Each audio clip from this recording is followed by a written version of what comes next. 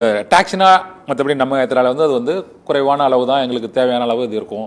அதில் அதிகமாக போகுதுன்னு சொல்கிறீங்க. ஆனால் இதில் வந்து எல்லா ஆட்டோ ஓட்டுநர்களும் எல்லா அந்த கேப் அந்த டாக்ஸி ஓட்டுநர்களும் இதில் இணையறாங்களா சார்? இதில் இருக்கிறாங்க சார், தாராளமாக இருக்காங்க. நீங்கள் புக் பண்ணீங்கன்னா வண்டி தாராளமாக இன்னைக்கும் ரன் ஆகிட்டு இருக்கு. இன்றைக்கும் பார்த்தீங்கன்னா டாக்ஸினா அந்த இதில் ஆமா சார், இன்னைக்கும் பாத்தீங்க அப்படின்னா ஒரு நாளைக்கு 3000 வாடிக்கையாளர்கள் பயணிச்சுட்டு இருக்காங்க சென்னையிலே ஓவராலா. ஆமா, சென்னையிலே பயணிச்சுட்டு இருக்காங்க. இந்த பெங்களூர்ல அந்த நிறுவனம் இருக்கு நம்ம யாத்திரை, ஒரு நாளைக்கு 1.5 லட்சம் ட்ரிப் எடுத்துட்டு இருக்காங்க. அவங்க யாருன்னா நம்ம அண்ணா யூனிவர்சிட்டியில படித்த மாணவர்கள் தான் என்ன பண்ணிருக்காங்கன்னா இந்த செயலியை துவங்கினவங்களே. சரி சரி சரி. இன்னைக்கு பெங்களூர்ல அந்த நிறுவனம் முதல் முறையா ஸ்டார்ட் பண்ணாங்க. இன்னைக்கு 1.5 லட்சம் டாக்ஸினாவா இல்ல நம்ம யாத்திரை பெங்களூர்ல இப்போ 1.5 லட்சம் ட்ரிப் ஹேண்டில் பண்ணிட்டு இருக்காங்க. டாக்ஸினா வந்து பாத்தீங்க அப்படின்னா நம்ம சேலத்துல இருக்கக்கூடிய ஒரு ஓட்டுநரால் உருவாக்கப்பட்ட ஒரு நிறுவனம். எங்களை மாதிரி ஒரு ஓட்டுநர், சரி ஓகே, பரத் அப்படின்றவர், அவர் மூலியமா உருவாக்கப்பட்ட நிறுவனம். அதனால எங்களுக்கு அதுல நம்பிக்கைகள் இருக்கு. ஆட்டோமீட்டர் நீங்க ஆரம்பிக்கிறது பல ஆப்கள் இருந்தாலுமே எந்த ஆப்ல அவங்களுக்கு வந்து குறைவான தொகை இருக்குதோ அதுல தான் மக்கள் போக போறாங்க. இது வந்து இது ஒரு போட்டி, ஸ்டார்ட் அப்புங்கிறது வந்து ஒரு போட்டி தொழில் மாதிரி ஆகி போச்சு. ஆனால் இந்த ஸ்டார்ட் அப் இல்லாமல் இனிமேல் வந்து இந்த கேப் மற்றபடி ஆட்டோ ஓட்ட முடியாதுங்கிற ஒரு சூழ்நிலை வந்து இப்போ உருவாகிட்டு குறைந்த அளவு தான் வந்து தனியாக பேரம் பேசி மக்கள் போகிறாங்க. ஏன்னா இதில் ரேட் வந்து இவங்களுக்கு தெரிஞ்சிருது. மற்றபடி போகும்போது போன பிறகு ஏற்படக்கூடிய வாக்குவாதம் அந்த இருவருக்கும் இடையே உள்ள அந்த மனமாச்சரியங்கள் ஏற்படுவதற்கான வாய்ப்பு இல்லை. ஆனால் இப்பவும் மீட்டர் போட்டு ஆட்டோ ஓட்டுறாங்களா சார்? உண்மையிலே சார் 12 ஆண்டுகளுக்கு முன்பு விற்ற விலைவாசிகள் என்ன? நாங்க என்ன கேட்கிறோம், மினி பஸ்ஸுக்கு 4 நாளைக்கு முன்னாடி கூட கட்டணத்தை மாற்றி அமைக்கிறீங்க. 12 வருஷத்துக்கு முன்னாடி கொடுத்த மீட்டர் கட்டணத்தை எப்படி போட்டு ஓட்ட முடியும் ஆட்டோவை? நாங்க இப்பயும் சொல்றோம், போக்குவரத்துறை ஆணையர் அனுப்பிச்சிட்டாரு. நாங்க அமைச்சர் சிவசங்கர் அவர்களை தொடர்பு கொள்றதுக்கு நாங்க முயற்சிகள் பண்ணிக்கிட்டே இருக்கோம். இப்போ உள்ள அந்த மீட்டர் கட்டணம் வந்து எப்போ 12 வருஷத்துக்கு மேல போட்டதா சார்? ஆமா சார், 2013ல அந்த மீட்டரை போட்டு ஓட்டினா வந்து உங்களுக்கு வந்து கட்டுப்படி ஆகாது. ஆமா, கட்டுப்படி ஆகாது. அந்த வண்டியை பராமரிக்கவே முடியாது எங்களால. ஓஹோ சார், இன்னைக்குமே இந்த கட்டணம் நிர்ணயம் செய்யப்படாதனால பல ஓட்டுநர் தொழிலாளர்கள் சரிங்களா கந்து வட்டியிலையும் தங்களுடைய குழந்தைகளை படிக்க வைக்க முடியாமலும் கஷ்டப்பட்டுக்கிட்டு இருக்கிறாங்க. நாங்க என்ன கேட்கிறோம் இப்பயும் கூட சார், அரசு கட்டணத்தை நிர்ணயம் பண்ணுங்க, ஃபாலோ பண்ணிக்கிறோம். ஒரு பொதுமக்கள் ஒரு தொடர்புல இருக்கலாம்ல, அவங்க பேரை சொல்லிட்டு அவங்க கேள்வி கேட்க சொல்லுங்க. ஹலோ வணக்கம் சார், நான் என் பேரோட சரவணன். சொல்லுங்க சார், சொல்லுங்க. நான் ஒரு ஆட்டோ ஓட்டுநர் தான். சரி.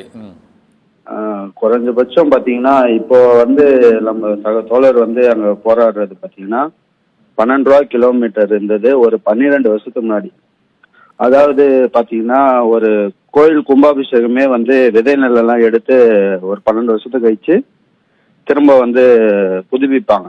ஆனா இன்னி வரைக்கும் இந்த ஆட்டோமீட்டர் கட்டணத்தை புதுப்பிக்காத இந்த கவர்மெண்ட் அன்னைக்கு காக்கி சட்டை போட்டுட்டு வந்த நம்ம முதலமைச்சர் ஐயாவும் இன்னைக்கு எங்க போனாங்கன்றதுதான் தெரியல.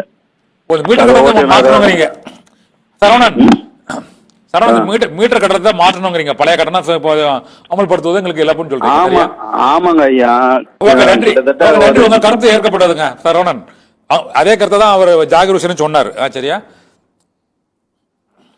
Okay sir. ஓகே, இப்போ என்னன்னா இப்போ அந்த மீட்டர் கட்டணத்தை ஏற்க முடியாது. ஆனால் அந்த மீட்டர் இல்லாமல் ஓட்டுறது தான் வந்து மக்கள்கிட்ட வந்து ஒரு நம்பிக்கையின்மையை வந்து ஆட்டோ டிரைவர்கள் மீது ஒரு ஆட்டோ டிரைவர்கள் மற்றும் இந்த கேப் டாக்ஸிகள் மீது அது ஏற்பட்டிருக்குன்னு நீங்கள் ஒத்துக்கிறீங்களா?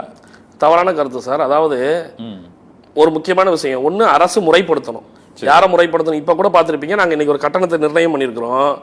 இதற்கு ஏற்க முடியாதுன்னு சொல்லியிருக்காங்க. போக்குவரத்து கருத்தை சொல்றீங்க. அதாவது இது வந்து ஒரு எங்களுக்கு பாக்குறதுக்கு ஒரு நகைச்சுவையாக தான் இருக்கு.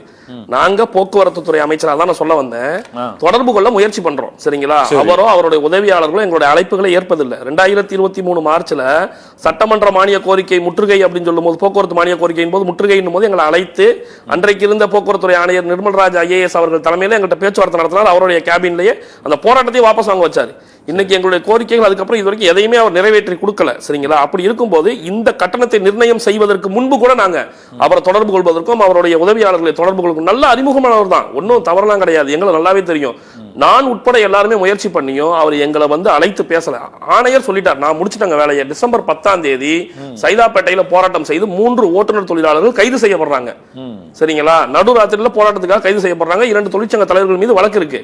அதுக்கப்புறம் கூட அன்னைக்கு கூட போக்குவரத்துறை ஆணையர் என்ன சொன்னாரு, நாங்க வந்து அனுப்பிட்டோம், அரசு தான் முடிவெடுக்கணும் சார் அப்படின்றாரு. நீங்க அமைச்சரையும் கொஞ்சம் பாருங்கன்றாரு.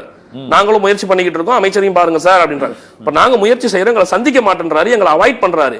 அப்ப அவர் எடுத்து எங்கள்கிட்ட உட்கார்ந்து ஆலோசனை பண்ணியிருந்தாலே இந்த மீட்டர் கட்டணத்தை நாங்க என்ன பண்ணிருக்க மாட்டோம், நடைமுறைப்படுத்தி இருக்க மாட்டோம். அல்லது எங்கள்கிட்ட என்ன பண்ணோம்னா இந்த சலசலப்புகள் ஏற்பட்டிருக்காதுன்னு நாங்க சொல்றோம். இப்ப நாங்க என்ன கேட்கிறோம்னா எங்களோட பிரதான கோரிக்கை, அரசு மீட்டர் கட்டணத்தை இன்றைக்கு நியமனம் பண்ணா நாங்க அதை ஏற்றுக்கொள்ள தயாராக இருக்கிறோம். அதை ஏற்றுக்கொண்டு நடைமுறைப்படுத்த 100% தயாராக இருக்கிறோம். ஆனா அவங்க அந்த பழைய கட்டணத்தை தான் அமல் வசூல் பண்ணணும் போக்குவரத்து சொல்றாரு. ஆமா, எப்படி சார் முடியும்? 12 வருஷத்துக்கு முன்னாடி இன்னைக்கு இருந்தவங்களுக்கு என்ன சம்பளம், இன்னைக்கு என்னவா இருக்கிறோம் நம்ம? இன்னைக்கு விலைவாசிகள் என்ன இருக்கு? ஆவின் பால் என்ன வித்துச்சு, இன்னைக்கு ஆவின் பால் என்ன விற்கிது சார்? இன்னைக்கு பல ஓட்டுநர்கள் தற்கொலை செய்து கொள்ளக்கூடிய மனநிலையில் தான் இருக்கிறாங்க. ஏன்னா அவங்களோட பிள்ளைங்களை படிக்க வைக்க முடியல. எந்த ஆட்டோ ஓட்டுநராவது லக்ஸரியான அபார்ட்மெண்ட்லயோ இல்ல இண்டிவிஜுவல் வில்லாவிலயோ வாழ்றானான்னு பாருங்க. 3000 ரூபாய் 4000 ரூபாய் வீட்டு வாடகைக்கு மழை பெஞ்சா ஒழுகக்கூடிய இடங்கள்ல தான் வாழ்ந்துகிட்டு இருக்கான். இந்த ஆட்டோ ஓட்டுநர்கள் தான் உங்களுக்கு திமுக அரசு ஆட்சி பொறுப்பு இருக்கிறதுக்கு முன்னாடி அவங்க கொடுத்த மேனிஃபெஸ்டோல எத்தனை விஷயங்கள் ஆட்டோ ஓட்டுநர்களுக்காக கொடுத்தீங்க. நாங்க இன்னைக்கு என்ன கேட்கிறோம்? அதெல்லாம் நீங்க எதையுமே செய்யல இப்ப வரைக்குமே. நாங்க என்ன கேட்கிறோம்? உங்களுக்காக எத்தனை பேர் ஆட்டோல உட்கார வச்சு கொண்டு போய் ஓட்டு போடும்போது நாங்க தானே கொண்டு போய் டிராவல் பண்ணோம். கிட்டத்தட்ட இன்னைக்கு பாத்தீங்கன்னா லட்சக்கணக்கான ஆட்டோ ஓட்டுநர் தொழிலாளர் குடும்பங்கள் இருக்கு. நாங்க என்ன கேட்கிறோம்? ஒரு ஜியோவை ரிவைஸ் பண்ணி கொடுங்கன்னு கேட்கிறோம். மீட்டர் போட்டு ஓட்டுறோம். என்ன அரசுக்கு சிக்கல் இருக்கு? உங்க ஏதாவது சொல்லிருக்காங்களா சார்? அததான் சார் நாங்க அவரை தொடர்பு கொண்டு கேட்க பாக்குறோம். இதுல வேற என்னங்க சிக்கல் இருக்குன்னா அது பதிலே இல்லையே. இன்னொன்னு இந்த ஜாகிர் ஹுசேன், நீங்க இந்த மீட்டர் கட்டணம் இருக்குல்ல, இந்த மீட்டர் கட்டணத்தை எங்களால் மக்கள்கிட்ட வந்து வசூலிக்க முடியாது, அது பெரிய எங்களுக்கு நஷ்டத்தை தான் வந்து ஏற்படுத்தும். அதனால் புதிய கட்டணங்களை வந்து இந்த மாதிரி ஏற்படுத்தணும்னு ஒரு பொதுமக்கள் அளவியோ பொது வெளியிலேயோ நீங்கள் அதை பெரிய போராட்டமாகவோ அல்லது ஒரு கோரிக்கையாகவோ முன்னெடுத்த மாதிரி தெரியலையே சார். முன்னெடுத்திருக்கிறோம். உங்களுக்கு தகவல்கள் தெரியல. ஏற்கனவே இந்த கடந்த 4 ஆண்டுகள்ல சிறை சென்ற வரைக்கும் நாங்கள் இருக்கிறோம். சரி, மார்ட்டின் சென்னையை சேர்ந்த ஒருத்தர் வந்து ஒரு கேள்வி கேட்குறாரு. சொல்லுங்க மார்ட்டின். ஐயா வணக்கம்ங்கய்யா. வணக்கம், சொல்லுங்க. இப்போ ஒண்ணும் இல்ல, நான் இன்னைக்கு ஒரு நாள் திருச்செந்தூர்ல இருந்து சென்னைக்கு வந்தேன். சரி. வந்து பெருங்குளத்தூர்ல இறங்கிட்டு ஓலா ஊபர் இருக்கு இல்லையா, ஊபர்ல நான் வந்து